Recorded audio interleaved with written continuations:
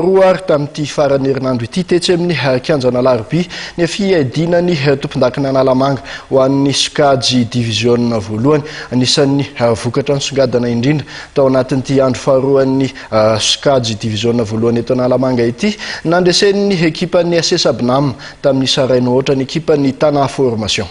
Bola hita mitambesatra tamin'ireo namany mpilalao amin'ny LGK plus ny falasanan'ny bobikely tapaka nandritra ny lalao natao ny tolakandro tetsy amin'ny kianjan'Alarobia. Retsy ny ekipa ny amin'ny tamin'ny sarainy ohatra tokoa mantsy izy ireo nandritra ny andro faharoan'ny fiadiana ny tompondakan'Analamanga taranja baolina kitra sokajy diviziona voalohany.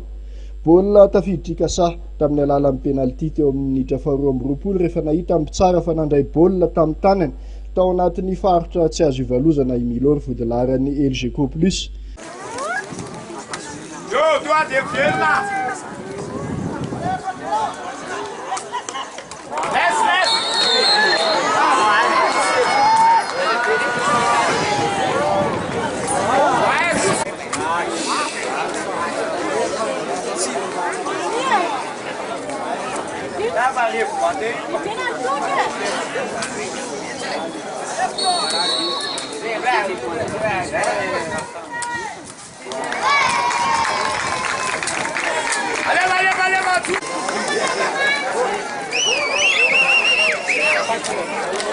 Na izany ary dia nanatombo ny LGK plus tamin'ny isan'ny baolina tokony ho tafiditra.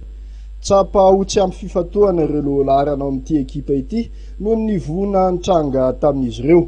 Ny olo izay kosa dia nanaitra ny mpijery tonga teny Alarobia nandresen'ny ekipan'ny amin'ny tamin'ny sarainy ohatra ny ekipan'ny tana formation.